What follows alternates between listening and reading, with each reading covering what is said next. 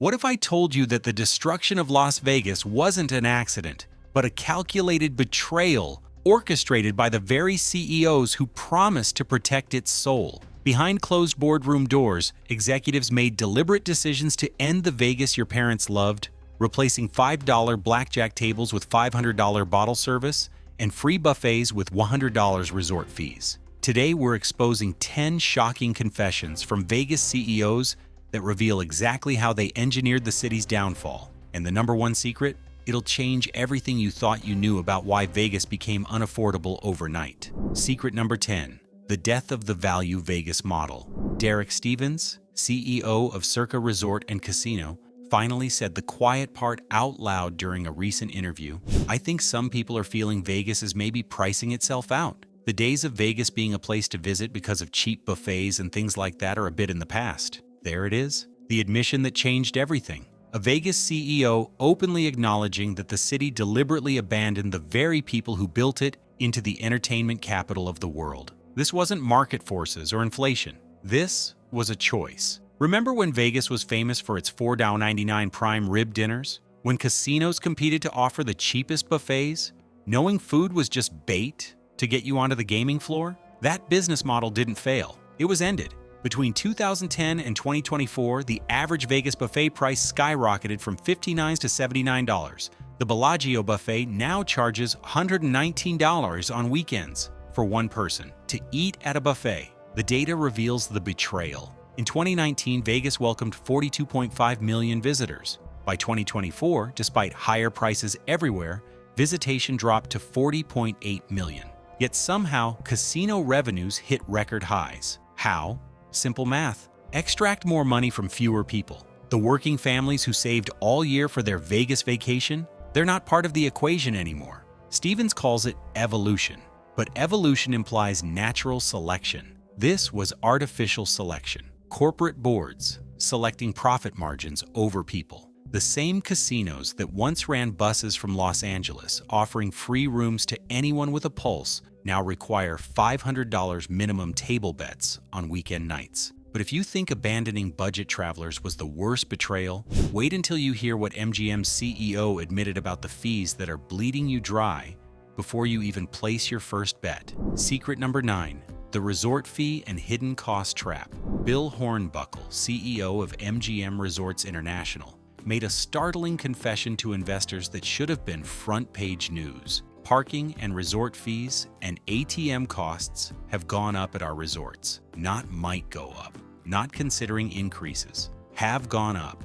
Past tense. Decision made. Deal done. This is the smoking gun that proves what travelers have suspected for years. Those mysterious fees that balloon your bill by 40% aren't accidents or necessities. They're deliberate. Traps designed to hide the true cost of your stay until it's too late to back out. Consider this. MGM's average resort fee jumped from $25 in 2015 to $45 in 2024. Multiply that by 30,000 rooms across their properties, 365 days a year. That's nearly $500 million in pure profit from a fee that didn't exist 20 years ago. A fee for amenities you used to get free, Wi-Fi that barely works, pool access to overcrowded concrete squares, gym privileges you'll never use. The ATM confession is even more insulting. MGM properties now charge up to $7.99 per withdrawal. The average tourist makes 3 ATM transactions per trip. That's $24 just to access your own money. Hornbuckle knows exactly what he's doing. He's creating what economists call drip pricing, where the true cost is hidden through dozens of small charges that psychologically feel less painful than one large bill. But here's the truly sinister part. These fees are mandatory, non-negotiable, and often non-refundable. You can't opt out of the resort fee by declining to use the pool. You can't avoid the parking fee by walking. The trap is perfect. Once you've booked your room, based on the advertised rate, you're locked into paying sometimes double what you expected. The numbers are staggering. A room advertised at $89 becomes $134 after resort fees. Add parking at $25 per day, and you're at $159. That's before you've eaten a meal, seen a show, or placed a single bet. Hornbuckle and his fellow executives know this. They engineered it. And if you're wondering whether they feel any guilt about squeezing working families, the next confession will remove all doubt. Secret number 8. Parking and value guests cut back. The mask completely slipped when Bill Hornbuckle revealed the industry's darkest truth to investors. The drop-off is at the lower end, the value-oriented folks. We're going back through our pricing on things people touch every day that matter. Translation? We know we're losing regular people, and we don't care. This confession exposes the deliberate class warfare being waged on the Vegas Strip. When Hornbuckle says value-oriented folks, he means teachers, firefighters, construction workers, the people who saved their vacation days and drove 6 hours from Phoenix for a long weekend. The people who made Vegas legendary. The parking situation alone tells the story. Free parking on the Strip died in 2016 when MGM started charging. Within months, every major casino followed. Today, parking costs $25 to $40 per day at Strip properties. But here's what Hornbuckle didn't mention in that investor call. Internal data shows the average value guest now spends 31% less time on property once parking fees are introduced. Think about that. They know charging for parking drives away customers. They have the data. They did it anyway. Why? Because the customers they're losing are the wrong customers. The ones who count their chips, set limits, eat at food courts instead of Celebrity Chef or restaurants. The ones who remember when Vegas pretended to care about them. The numbers paint a brutal picture. In 2010, 28% of Vegas visitors had household incomes under $50,000. By 2024, that dropped to 11%. This isn't natural market evolution. It's economic ethnic cleansing, methodically removing anyone who can't drop $500 a night without blinking. Meanwhile, the same week Hornbuckle made this confession, MGM announced a $2 billion renovation of their high-limit gaming areas. The message couldn't be clearer. If you're not rich, you're not welcome. But money alone isn't enough anymore. Because as you're about to learn, even the games themselves have been transformed into something unrecognizable. Secret number 7. The shift from gambling to spectacle. Steve Wynn, the man who transformed Vegas more than any other executive, revealed the industry's greatest pivot in just 7 words. Casino gambling is colorful and dramatic and theatrical. Not profitable, not exciting. Theatrical, like a show you watch, not a game you play. This confession exposes how Vegas CEOs deliberately transformed gambling from participation to observation. Wynn understood something dark about human psychology. People spend more money watching experiences than creating them. So he architected a city where you're always the audience, never the star. The evidence is everywhere. In 1990, the average casino floor took up 65% of a resort's square footage. Today, less than 30%. What replaced those gambling halls? Nightclubs with $30 cocktails, designer stores selling $5,000 handbags, restaurants where dinner costs more than what Grandpa used to bring for his entire Vegas weekend. But here's the sinister genius. While shrinking the casino floors, they made what remained more theatrical, more dramatic, exactly as Wynn prescribed. Stadium gaming replaced intimate tables. Digital dealers replaced human interaction. LED light shows flash with every spin, creating sensory overload designed to hide one crucial fact. The odds got worse while the spectacle got bigger. The transformation happened so gradually, most visitors never noticed. Penny slots that actually cost 50 cents per spin. Blackjack tables with electronic side bets that drain your stack while you're distracted by the theatrical atmosphere. Craps tables surrounded by dancers and DJs, making it impossible to concentrate on your betting strategy. Wynn knew that theatrical experiences justify higher prices in people's minds. A $25 hand of blackjack feels expensive, but a $25 hand of blackjack with live music, craft cocktails, and Instagram-worthy backgrounds, that's entertainment. That's an experience. That's worth documenting, even as your bankroll evaporates. The numbers confirm the strategy worked. Non-gaming revenue on the Strip surpassed gaming revenue for the first time in 2015. By 2024, casinos make 65% of their profits from everything except gambling. The theatrical transformation was complete. Vegas became a stage where tourists pay premium prices to watch their own money disappear. Speaking of which, wait until you hear what else Steve Wynn said about those casino floors. Secret number 6. Casino floors shrink, amenities expand. The bomb dropped during a keynote address when Steve Wynn admitted, "The power is in the service, the people, the restaurants. All that other stuff, gambling, is exactly the same as every other roulette table. All that other stuff, gambling. The foundation of Las Vegas, reduced to an afterthought by its most influential architect." This confession reveals why your favorite casino suddenly feels different, why slot machines disappeared from convenience stores, why poker rooms got relocated to basement corners, why finding a $10 blackjack table requires a treasure map. The CEOs don't see gambling as special anymore. To them, it's just another amenity, like the pool or the gym, except less profitable. The math is ruthless. A high-end restaurant generates $500 per square foot annually. A penny slot area? Maybe $200. A nightclub can pack 2,000 people paying $40 covers into space that once held 50 blackjack tables. The celebrity chef restaurant that replaced the poker room charges $300 per person for dinner. The poker room raked maybe $20 per hour per table. Watch what happened at the Venetian. In 2019, they had 139 table games. By 2024, down to 95. What filled that space? A luxury retail mall where the average purchase exceeds $1,000. The Bellagio removed 600 slot machines to create a cocktail lounge charging $45 for martinis. Caesar's Palace eliminated an entire pit of table games for an upscale food court where a burger costs $35. But here's what Wynn didn't say in that confession. While casinos shrink gambling space, they're making what remains more expensive and worse odds. 000 roulette spreading across floors, blackjack paying 6 to 5 instead of 3 to 2, slot machines with lower payout percentages hidden behind flashier graphics. The strategy is brilliant and cruel. Reduce gambling space to create scarcity. Worsen the odds because tourists don't know better.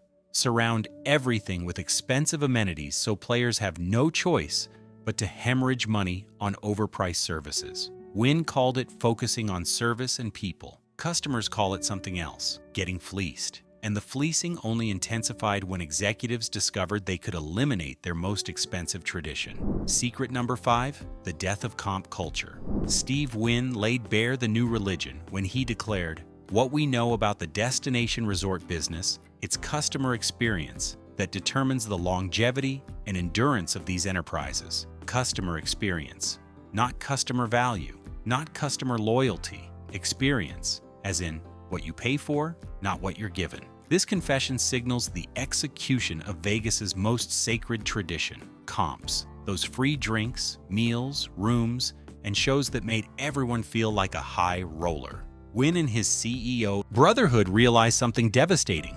Why give away what people will happily pay for? The comp system didn't gradually decline. It was systematically destroyed. In 2010, the average Vegas visitor received $47 in comps per day. By 2024, that number crashed to $12. But here's the truly evil part. While gutting comps, casinos introduced experience packages, charging for what used to be free. Remember free drinks while gambling? Now casinos monitor your play rate.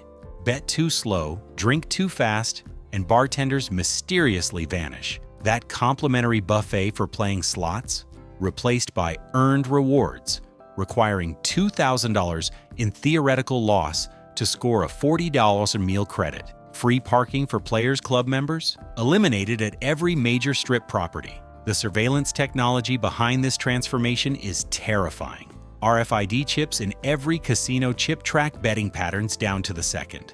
Facial recognition cameras monitor drinking speed. Player cards feed data into algorithms that calculate your exact worth to the casino in real time. They've created a dystopian nightmare where every sip, every bet, every bathroom break gets analyzed to determine if you deserve that free cocktail. The software even factors in your emotional state, identifying frustrated players through betting patterns and body language, then adjusting comp offers to keep you playing without giving away too much value. The psychological warfare goes deeper. Casinos now use artificial intelligence to calculate exactly how much you'll lose before offering a comp. The algorithm knows your pain threshold better than you do. It waits until you're down $500 before offering a $50 meal voucher that feels like mercy, but guarantees you'll stay and lose another $500. MGM's loyalty program requires $4,000 in theoretical loss to earn gold status, which provides exactly one benefit: shorter lines. Caesars demands $15,000 in play for diamond status, offering perks that were standard for anyone with a player's card in 2005. The house edge didn't change. The generosity died. Wynn called it customer experience because that sounds noble. What he meant was customer extraction. Every comp eliminated is profit captured. Every free drink denied is revenue earned. The experience he's selling isn't hospitality. It's the experience of paying for everything while pretending you're getting value. But perhaps the most revealing confession came when a CEO tried defending what everyone already knows. Secret number 4. The corporate strip monopoly and narrative control. Bill Hornbuckle lost his composure when he blurted out, "I read a headline the other day that Las Vegas is dead." No, Las Vegas isn't dead. We ran 98% this weekend. We let the narrative get away from us in the context of value. We let the narrative get away. Not the truth, the narrative. This confession accidentally revealed the industry's biggest secret. They know exactly what they've done to Vegas, and they're desperately trying to control the story. When Hornbuckle says narrative, he means public perception. When he says value, he means the illusion of affordability they can no longer maintain. But here's what that 98% occupancy statistic hides. 3 major casinos closed permanently: the Mirage, Tropicana, and multiple off-strip properties. Thousands of rooms vanished. When you eliminate supply and claim high occupancy, you're not successful. You're manipulating statistics. The monopoly part is even darker. Just 3 companies now control 75% of the Strip: MGM Resorts, Caesars Entertainment, and Las Vegas Sands. They coordinate prices like a cartel. When one raises resort fees, all raise resort fees. When one eliminates free parking, all eliminate free parking. It's not competition. It's collusion disguised as market dynamics. These 3 corporations didn't just happen to dominate the Strip. They systematically acquired or bankrupted smaller operators. Station casinos filed for bankruptcy. Terrible's casino chain disappeared. Independent properties got absorbed or demolished. What looks like consolidation was actually calculated destruction of competition.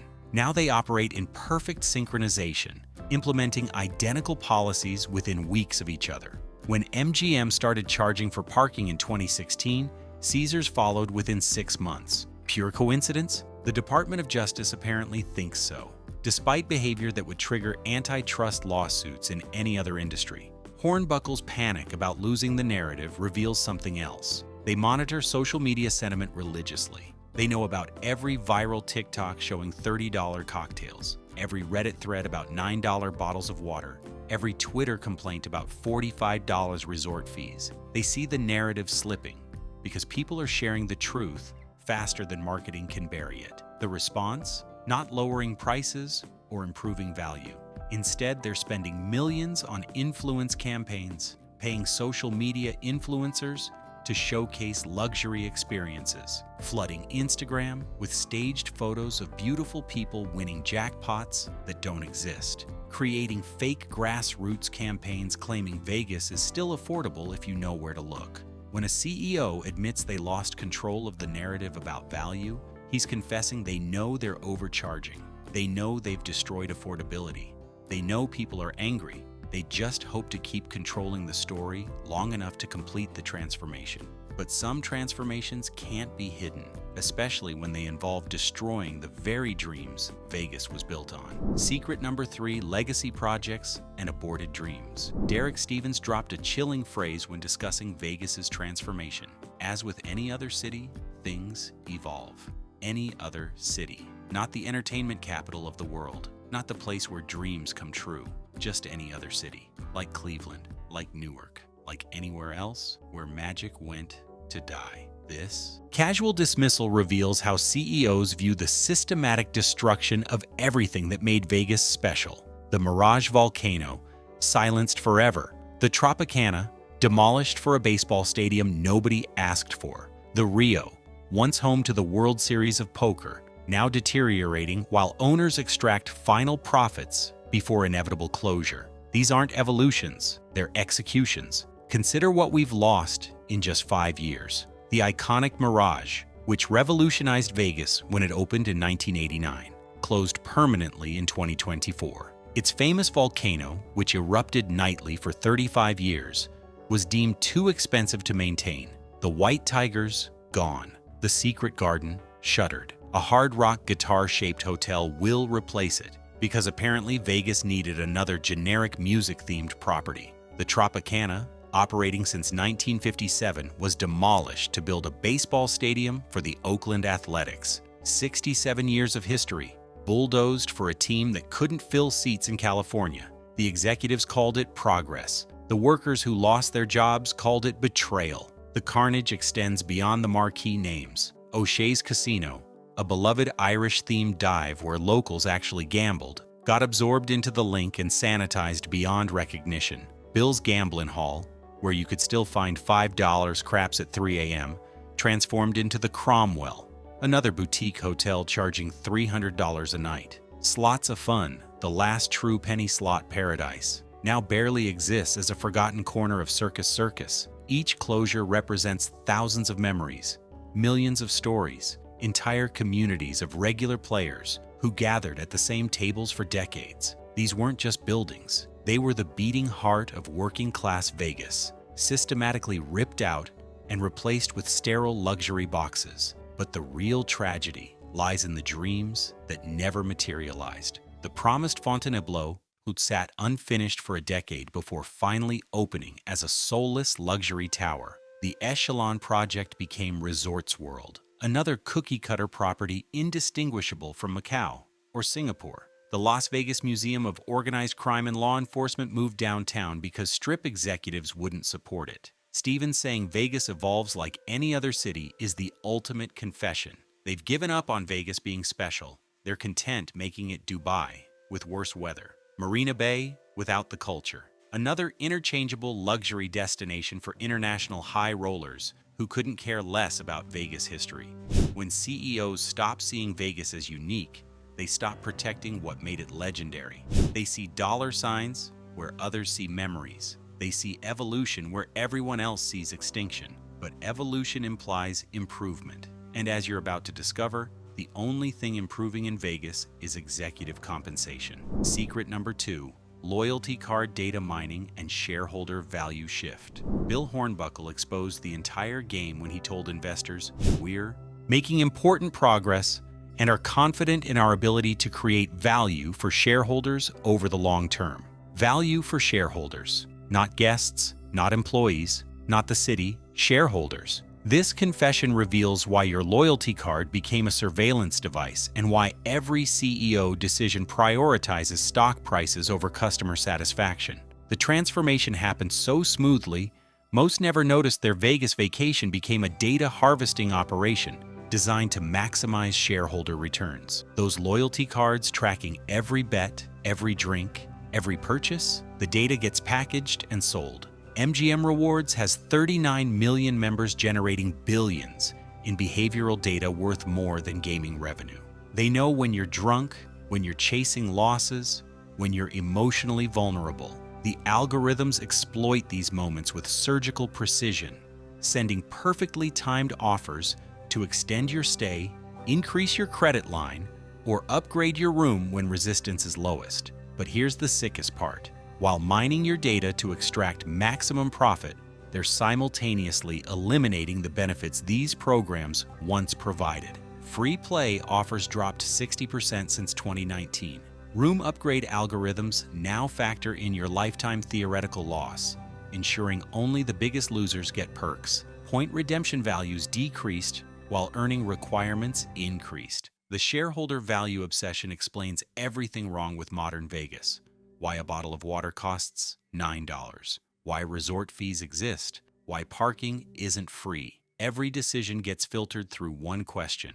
Will this increase quarterly earnings? Customer satisfaction is irrelevant unless it impacts stock price. Look at MGM's stock performance, up 300% since 2020, while customer satisfaction scores plummeted to historic lows. Caesars Entertainment traded at $9 in 2020, now over $40, while TripAdvisor reviews dropped from 4.2 stars to 3.1.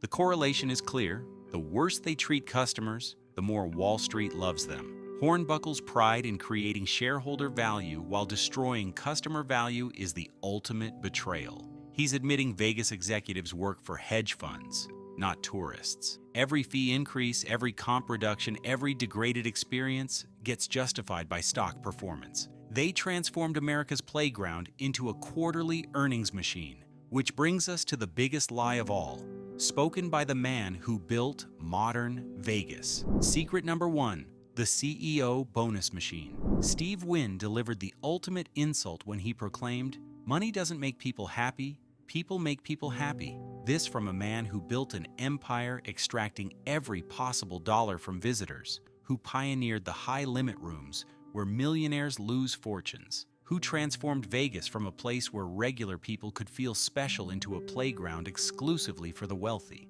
The hypocrisy is breathtaking.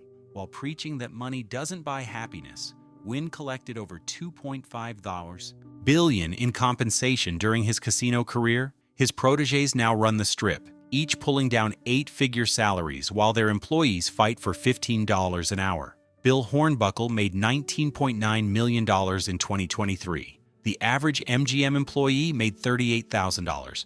But the CEO bonus machine goes deeper than salaries. These executives receive compensation packages tied directly to squeezing customers. Higher resort fees equal bigger bonuses. Worse gambling odds mean stock options vest faster. Every dollar extracted from your pocket lands partially in their offshore accounts. The machine works like this. CEOs implement predatory pricing. Revenues increase temporarily. Stock prices rise. Executives cash out millions in options, then move to the next company before the damage becomes apparent. Rinse, repeat, destroy another piece of Vegas. The compensation committees that approve these obscene packages, staffed by other casino executives who sit on each other's boards. It's an incestuous circle of wealth extraction where they approve each other's raises while employees lose healthcare benefits. Tom Reeg, Caesar's CEO, earned $23.4 million in 2023 while laying off thousands of workers. Jim Murren left MGM with a $32 million exit package after overseeing the implementation of parking fees that drove away loyal customers. These golden parachutes get approved regardless of performance. Destroy customer loyalty? Here's $30 million. Tank employee morale? Take this stock option package worth $50 million. It's socialism for CEOs. Brutal capitalism for everyone else. Consider the timing. Resort fees introduced, executive bonuses spike. Free parking eliminated, stock options granted. Buffets closed, performance bonuses triggered. Each anti-customer decision directly enriches the decision makers. They literally get paid to make your vacation worse. The private jet fleet tells the real story. While claiming money doesn't matter, Vegas casino executives own more private aircraft per capita than any other industry except oil. Wynn's yacht collection costs more than most people earn in 1,000 lifetimes. These men worship money while preaching its irrelevance. The greatest trick Vegas CEOs ever pulled was convincing people their greed was just business evolution. That destroying affordability was market necessity. That extracting every penny was customer experience enhancement. Wynn saying money doesn't make people happy while building monuments to capitalism is peak Vegas delusion. They ended old Vegas for quarterly earnings. They destroyed affordability for stock options. They eliminated the middle-class tourist for executive bonuses. And they had the audacity to tell us money doesn't matter while counting their millions. The secret's out. The CEOs exposed themselves. Vegas didn't die naturally. It was ended by the very people entrusted to protect it.